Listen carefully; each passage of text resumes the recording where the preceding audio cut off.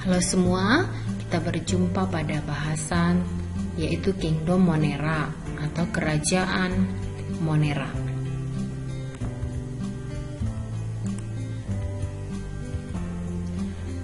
Nah, Kerajaan Monera itu ada dua organisme yang tergabung dalam Monera, yaitu bakteri dan alga biru atau cyanophyta.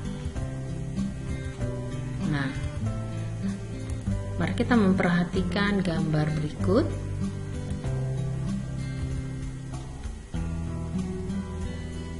Kira-kira apa yang bisa kita lihat?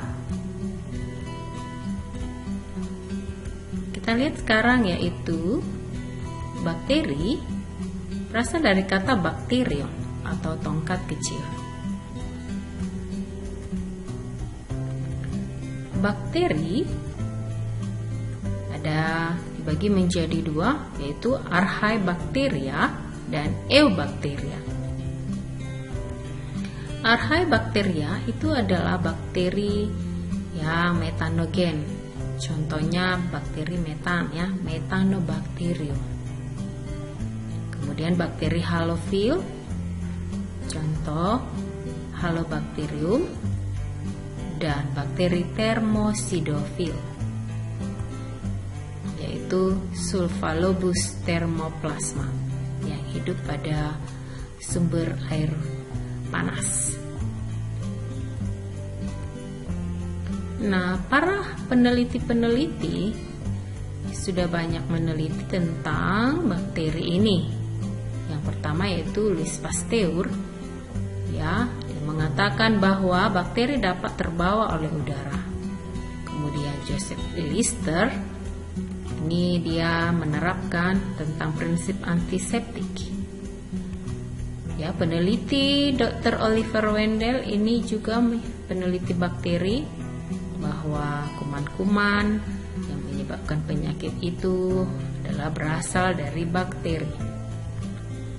Serta Robert Koch, yaitu dia mengatakan bahwa benda-benda itu yang dia lihat, benda-benda kecil itu berbentuk batang pada mata sapi itu, ya, dia namakan virus bakteri antraks ya, yang menyerang mata sapi, yaitu berbentuk batang, yaitu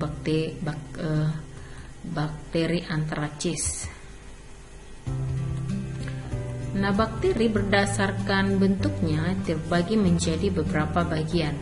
Ada yang bulat atau kokus, dikatakan kokus ya. Kemudian ada yang berbentuk batang atau basil, ya, seperti ini. Kemudian ada yang berbentuk spiral atau spirillum. Nah, yang berbentuk bulat ada yang satu bulat atau monokokus, apabila dua diplococcus. Kalau dia berderet seperti ini dikatakan streptococcus. Kalau dia 4 ya dan 8 seperti ini berderet itu sarkina. Kalau 4 itu adalah tetracoccus. Kalau berbentuk anggur seperti ini, bulat dan berbentuk anggur dengan deretan seperti ini, itu dikatakan Staphylococcus. Kemudian kalau dia satu batang dia disebut monobacil, kalau 2 diplobacil, kalau 4 streptobacil. Nah, ini bentuk-bentuk bakteri yang spiral ya.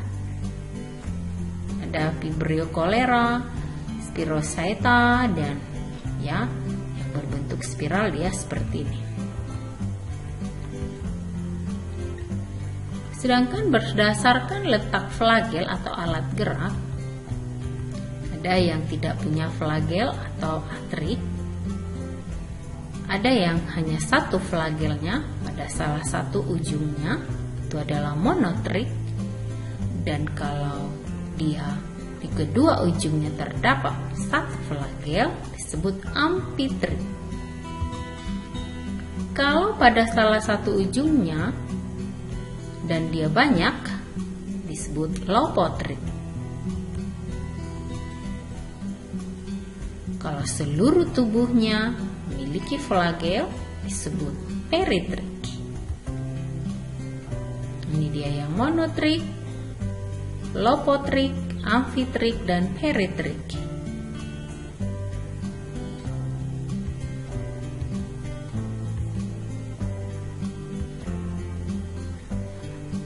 Untuk perkembangbiakan bakteri atau reproduksi bakteri itu secara pembelahan biner, itu satu bakteri menjadi dua bagian bakteri yang sama. Ya, ini dia pembelahan biner. Itu otomatis dia terbentuk satu menjadi dua sel bakteri. Nah, kemudian secara transformasi, ya, materi genetik yang ada pada salah satu bakteri ini ditransformasikan atau berpindah pada bakteri yang lain. Sedangkan secara konjugasi adalah prinsipnya bahwa dua sel bakteri saling berdekatan dan mentransferkan materi-materi genetik dari satu bakteri ke bakteri yang lain. Ya.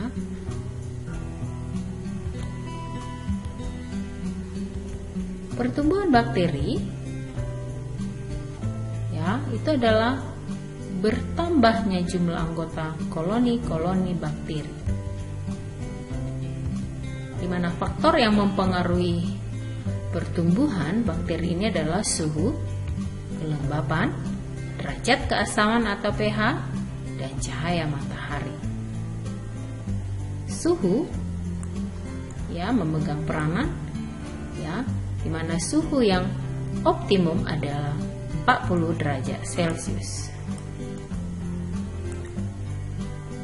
Sedangkan, ya, pH yang baik adalah 7.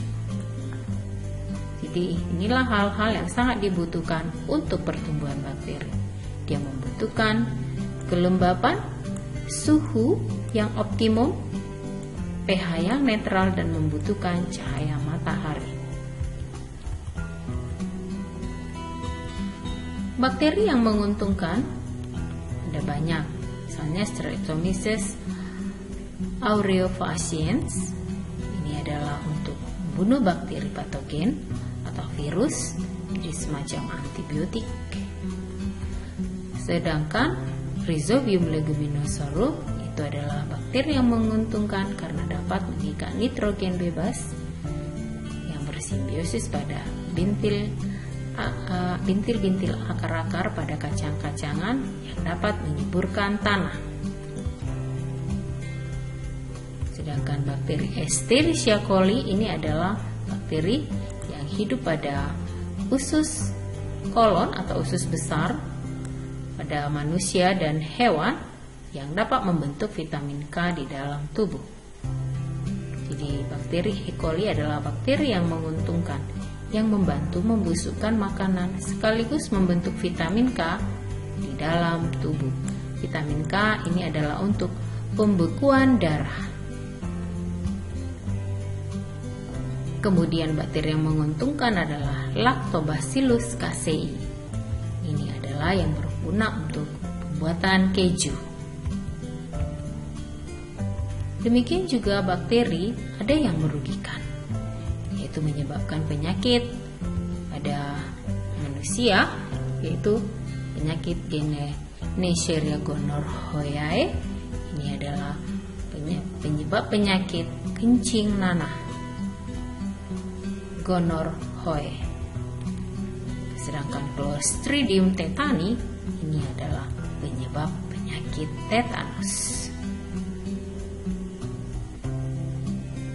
Ini adalah bakteri-bakteri yang merugikan dan menyebabkan penyakit. Kemudian Bacillus anthracis ini adalah penyebab penyakit antraks pada hewan yang menyerang mulut dan kuku pada sapi dan ternak lainnya. Kemudian Vibrio cholera, ini adalah penyebab penyakit kolera pada manusia. Sedangkan Algavirus cyanophyta ini adalah sama seperti bakteri, ciri-cirinya adalah tubuh dapat uniseluler, ada juga yang multiseluler atau bersel satu, ada juga yang bersel banyak. Dan inti sel tidak memiliki membran atau disebut prokariotik.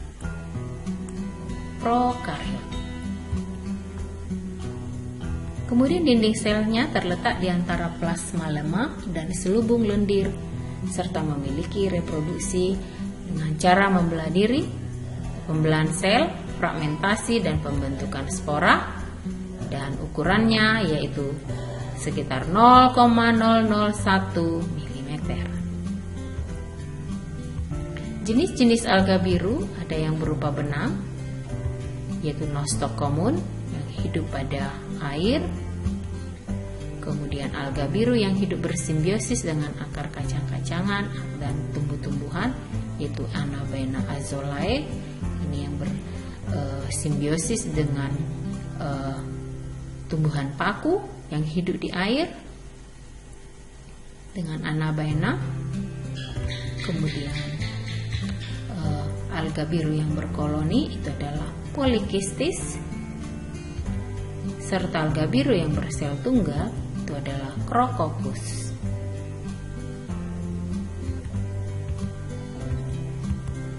Peranan alga biru itu dapat memfiksasi nitrogen atau mengikat nitrogen bebas di udara sehingga menjadi penyubur pada tanah, kemudian menjadi vegetasi perintis karena dapat hidup pada daerah ekstrim sehingga tumbuhan lain pada akhirnya nanti bisa hidup.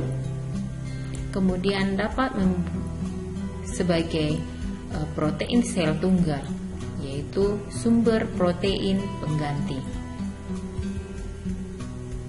Inilah dia spirulina sebagai PST atau protein sel tunggal, jadi sangat bergizi tinggi, mengandung protein yang baik bagi tubuh.